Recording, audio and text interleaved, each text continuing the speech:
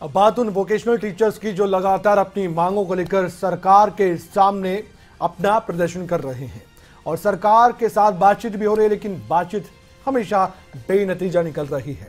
एक बार फिर से कोशिश हुई कि बीच का रास्ता निकले, लेकिन ऐसा नहीं हुआ।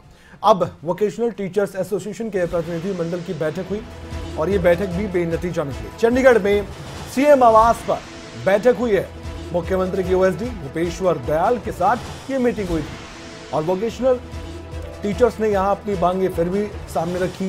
वोकेशनल टीचर्स और सरकार के बीच फिर बात नहीं बन पाई। वोकेशनल टीचर्स ने अपनी मांगों को सरकार के सामने रखा था। समान काम समान वेतन, इसके अलावा जॉब सिक्योरिटी यानी कि नौकरी की सुरक्षा, ये एक बड़ी मांग है और दूसरी भी मांगे हैं, लेकिन सबसे बड़ी मांग यही है सरकार इनको मान ले। ये अपील बार बार वोकेशनल टीचर्स कर रहे हैं, लेकिन अभी भी ऐसा नहीं हो पाया कि बात बन पाए और आज भी प्रदर्शन किया गया है। कल भी मीटिंग हुई थी, कल भी बैठक का कोई रिजल्ट यानी कि कोई नतीजा नहीं निकल पाया था। उसके बाद निर्णय लिया गया था कि सीएम आवास का घेराव किया जाएगा और सीएम आवास का घेराव करने के ऐलान के साथ ही आज देखा भी गया कि बैरिकेडिंग को देखकर भी हौसले डिगे नहीं इन वोकेशनल टीचर्स के और ये आगे बढ़ते गए। तस्वीर भी आप देख पा रहे हैं, ये दिन की तस्वीरें हैं जो आप देख पा रहे हैं। अनूप ढिल्लो, राज्य प्रधान वोकेशनल टीचर्स एसोसिएशन के हमारे साथ फोन लाइन पर मौजूद है। ढिल्लो साहब, आपसे पहले ही बातचीत हुई थी और कल भी हम आपसे बात कर रहे थे, कल भी मीटिंग थी, बेनतीजा निकली। आज फिर आपकी मुलाकात हुई। कब बात बन पाएगी, कब बीच का रास्ता निकल पाएगा? थोड़े आप बढ़े, थोड़े सरकार आगे बढ़ेगी, क्योंकि ऐसे तो प्रदर्शन चलता रहेगा फिर। बिल्कुल सर, देखिए हम बिल्कुल कोलाइट तरीके से और शांतिपूर्वक प्रदर्शन के तहत चल रहे हैं। मैं आपको बता देता हूं, कल हमारी लगातार मीटिंगें चली हैं 1 बजे से 6 बजे तक और पूरी सहमति के साथ शिक्षा विभाग में प्रपोजल भी तैयार हुआ और 2 दौर की वार्ता के बाद ये चीजें तैयार हुई थी, जहां शिक्षा विभाग बैठा था सामने और वोकेशनल टीचर एसोसिएशन का डेलीगेशन बैठा था। दोनों साथ में बैठ के सारी चीजों पर लगभग सहमति हो गई थी। माफ कीजिएगा, मैं आपको बीच में रोक रहा हूं। हरियाणा के शिक्षा मंत्री कौरपाल गुर्जर साहब हमारे साथ इस वक्त फोन लाइन पर मौजूद है। कौरपाल जी, स्वागत है आपका खबर अभी तक पर। वोकेशनल टीचर्स काफी दिनों से सर प्रदर्शन कर रहे हैं, जाहिर तौर पर आपके संज्ञान में सब कुछ होता है और ये भी होगा। हाँ, मेरे से मिले हैं 2 बार जी। तो सर ये बताइए कि कोई सोल्यूशन निकलेगा? लगातार ये टीचर्स प्रदर्शन कर रहे हैं, आपको लगता है जायज मांगे हैं? देखिए, अब जिस प्रकार से जिद पे अड़े है ना जी, अब हम तो सोल्यूशन निकालने के लिए इनके साथ तैयार हैं जी।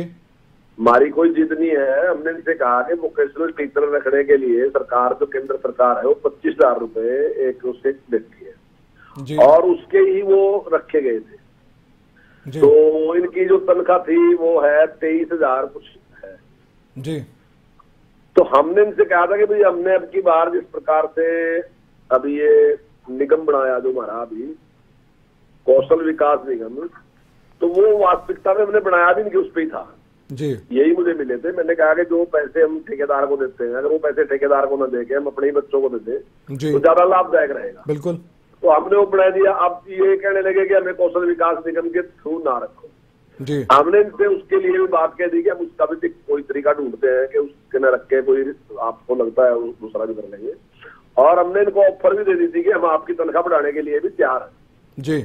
और मैंने इनसे कह भी दिया था कि 5,000 रुपए तनख्वाह आपकी बढ़ा देंगे तो, लेकिन ये उसके बावजूद भी ये कहें कि हमें 40,000 मिलने चाहिए, 48,000 मिलने चाहिए, ऐसा संभव है नहीं। मुझे लगता नहीं है कि कोई संभव बात थी उनकी। अब कहने को तो सारी कहते हैं कि समान काम समान वेतन होना चाहिए जी। लेकिन जब ये कॉन्ट्रैक्ट पे लगे तो कॉन्ट्रैक्ट पे लगने के बाद तो साफ ही बात थी कि उस टाइम इन्हें पता ही था कि जब कॉन्ट्रैक्टर ने इनको रखा था कि कितनी तनख्वाह मिलेगी, क्या क्वालिफिकेशन होगी, क्या उसके नियम होंगे। और केंद्र ने जिसकी ओर से, केंद्र सरकार की ओर से योजना चली, तो वहां भी कोई परमानेंट रखने की कोई इस प्रकार की व्यवस्था का जिक्र वहां कोई किया नहीं गया है जी। सर, शिक्षा सदन के बाहर लगातार प्रदर्शन चल रहा है, आज भी बातचीत नहीं बन पाई। आज भी सीएम के ओएसडी के साथ मीटिंग की है वोकेशनल टीचर्स एसोसिएशन के प्रतिनिधि मंडल ने। अब सोल्यूशन क्या है सर? हमारे माध्यम से कोई अपील करना चाहेंगे आप? नहीं, मेरा तो देखिए यही है अपील आपके माध्यम से। मैं यही कहना चाहूंगा कि जितनी बड़ी ऑफर हमने इनको दे दी जी, कि 23 इनकी है, हमने इनसे कहा कि 5 हम और बढ़ा देंगे, हम 28 दे सकते हैं, जबकि अभी तक मैंने माननीय मुख्यमंत्री से बात की भी नहीं थी। अच्छा। मुख्यमंत्री से जो बात की थी वो 26 की बात हुई थी हमारी जी जी। हम 26 तक बढ़ा देंगे, 23 के 26 कर देंगे। लेकिन फिर भी मैंने इसको कहा कि हम 28 तक भी देंगे और मैं मुख्यमंत्री जी को मना लूंगा कि जी कोई बात नहीं, थोड़ा और बढ़ा देते हैं। तो 28 तक की बात हमने इनके साथ की थी कि 28,000 रुपए हम आपको दे देंगे जो है। लेकिन अब जिस प्रकार की इनकी यूनियन की जिद है उस प्रकार से तो पूरा कर नहीं सकते। कौरपाल जी, अंतिम सवाल, जॉब सिक्योरिटी की बात भी करते हैं कि हमारी नौकरी की सुरक्षा हमें चाहिए। नहीं देखिए, उस प्रकार की सुरक्षा की तो कैसे दे सकते हैं, जो कॉन्ट्रैक्ट है जी।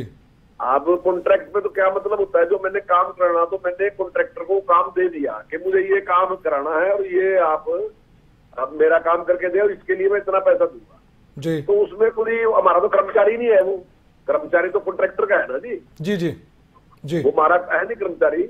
और ऐसे इस प्रकार से कॉन्ट्रैक्ट पे हमारे पास कई हजार कर्मचारी है जी, तो ये कि ये नहीं है, कई हजार कर्मचारी है। तो उसमें जिस प्रकार की सुरक्षा की बात कर रहे हैं तो बात थी नहीं कुछ भी।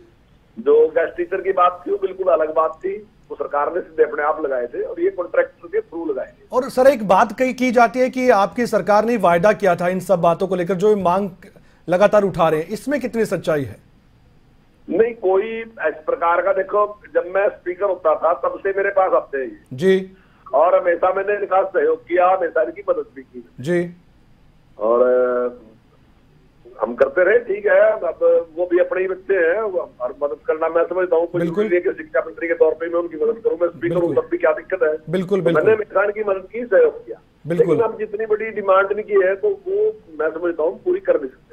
यानी पॉसिबिलिटी नहीं है सर, जो इनकी मांगे हैं पॉसिबल नहीं है कि इनकी मांगे इस स्तर पर पूरा किया जा सके कि 40,000 रुपए नौकरी वेतन दे। तो मैं 25 ही मिलेंगे और सारे देश में केंद्र 25 ही हिस्सा है और आप 28,000 रुपए वेतन देने के लिए तैयार हैं। तो मैंने इनसे कहा कि 25 में उसमें से 2,000 से कुछ ज्यादा जो है वो कॉन्ट्रैक्टर के पास चले जाता। ठीक है, तो वो कॉन्ट्रैक्टर वाला भी हम दे देंगे और दूसरा हम उसमें बढ़ा भी देंगे, यानी कि जो अभी आपको मिल रहा है उसमें 5,000 रुपए बढ़ा के दे सकते हैं जी। अब ये प्रोटेस्ट तो यूं ही चलता रहेगा सर, फिर कैसे बात बन पाएगी? देखिए, अब जो इनकी यूनियन के जो लीडर हैं उनको चाहिए कि वो अपने लोगों को समझाएं, बताएं। अब अगर वो ही नहीं समझाएंगे तो फिर किस तरीके से कोई, अब लीडरशिप में इतना दमखम तो चाहिएगा ना जी कि अपने लोगों को समझाए जी। और अगर मान लो लीडरशिप इस प्रकार से असहाय हो जाएगी कि वो कोई बात कही ना सके, जो बात पीछे से कह दी उसको ही बात को बार बार कहते रहे, तो फिर तो समझौता हो नहीं सकता ना जी। वो तो लीडर की कैपेसिटी चाहिएगी। तो सर जो आपने बात की है, मैं मान के चलूं कि इसके आगे सरकार कुछ नहीं कर सकती? हाँ नहीं, अभी तो देखिए इस प्रकार का ही है कि हमने काफी अच्छा ऑफर दे दिया, मतलब जितने की उम्मीद थी उससे ज्यादा बड़ा ऑफर हमने दे। ठीक है, ठीक है, बहुत बहुत शुक्रिया कौरपाल गुर्जर साहब, आप जुड़े खबरें तक से और आपने साफ कहा कि जो केंद्र सरकार की ओर से वेतनमान दिया जाता है उससे ज्यादा हम दे रहे हैं। और खबरें तक पर एक बड़ा ऑफर इसलिए हम कह रहे हैं क्योंकि खुद हरियाणा की शिक्षा मंत्री कह रहे हैं कि हमने तो मुख्यमंत्री से मैंने बातचीत भी नहीं की, जो बातचीत की थी वो 26,000 रुपए की थी, कितना वेतन हम देंगे। मैंने 2,000 रुपये और बढ़ा के बताया 28,000 रुपये वेतनमान देने का हम ऑफर देते हैं। ये बातचीत हुई है, लेकिन जॉब सिक्योरिटी पर कहा गया कि कॉन्ट्रैक्चुअल, ये एक बीच में मसला बड़ा है। दिलो साहब, आप सुन रहे थे सारी बातचीत? बिल्कुल सर, बिल्कुल। अब बताइए आपकी प्रतिक्रिया क्या है?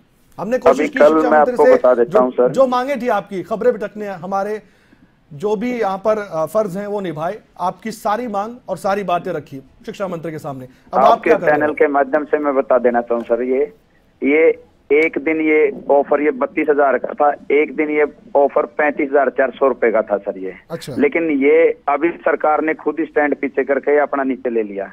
कल की मैं बात आपके सामने रख देता हूँ। सुबह दोपहर को 1 बजे मीटिंग स्टार्ट हुई, शिक्षा सदन में मीटिंग चली और कहीं ना कहीं हमारी सहमति नजदीक लगी थी और एक 38,000 रुपए का, 41,000 रुपए का 2 प्रपोजल बना के चले और ये प्रपोजल सरकार की सहमति से तैयार हुए थे और पूरे डेलीगेशन को चंडीगढ़ में ले जाया गया और शिक्षा मंत्री जी के आवास पर ले जाया गया।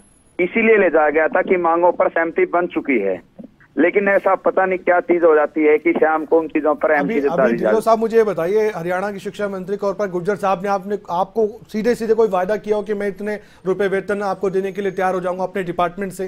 किया उन्होंने कोई? हमारी विभाग के अधिकारियों से मीटिंग हुई थी, लेकिन यहाँ पे हरियाणा, पूरे हरियाणा की जनता के सामने, पूरे देश के सामने, हमारा तो चैनल पूरे देश में दिखता है, वो जो उन्होंने कहा वही है। उन्होंने कहा अभी फिलहाल यही फाइनल है, इसके अलावा कुछ नहीं। तो आप आगे क्या? मेरा सिर्फ एक ही सवाल है और एक ही निवेदन है शिक्षा मंत्री जी से, ये ऑफर घटा क्यों? सिर्फ इस बात पे हमें जवाब देते। अच्छा, आपको लगता है कि अधिकारियों ने जो ऑफर दिया था, मतलब बातचीत एक सिरे तक चढ़े, वो अलग था और शिक्षा मंत्री कुछ और कह रहे हैं, ये आप कहना चाहते हैं? जो तैयार होके गए हैं बजट की पूरी प्रिपरेशन 3 साल की तैयार होती है सर, उसमें ये तैयार हुआ था कि 5% इंक्रीमेंट लगेगा और इतनी सैलरी आपको मिल जाएगी। मेरे पास समय की कमी है, जॉब सिक्योरिटी पर भी उन्होंने कहा कि ऐसा कुछ नहीं होने वाला, जबकि विभाग इस चीज पे सर आश्वासन देते हैं लगातार। और अगर जॉब सिक्योरिटी नहीं है, कम से कम जब सरकार ने वादा किया था 16 जुलाई 2019 को हमारी स्टेज पर आकर के बीजेपी नेता ने ये वादा किया था कि आने वाले समय में जो आपकी मांग है वो पूरी करेंगे और सभी मैंने भी सवाल रखा है, क्योंकि मैं बीच में बार बार टोक रहा हूँ, ये मत समझिएगा, मेरे पास समय की कमी है। अब आगे क्या करने वाले हैं, संक्षेप में, बहुत कम शब्दों में? आगे सर ये आंदोलन जारी रहेगा। अगर सरकार बातचीत के लिए बुलाती तो हम बिल्कुल नरम रवैये के साथ उनके सामने जाने के लिए तैयार हैं। और मंत्री जी से निवेदन करूंगा कि 2300 परिवारों को ध्यान में रखते हुए हमारे हित में फैसला लिया जाए। उन्होंने बताया कि वही ये महसूस करते हैं कि हमारे बच्चे हरियाणा के ये टीचर्स हैं, तो वो आपके बारे में समझ तो रहे हैं, लेकिन आपकी जो भावनाएं हैं क्या वाकई में वो समझी जा रही हैं, एक बड़ा सवाल हो सकता है।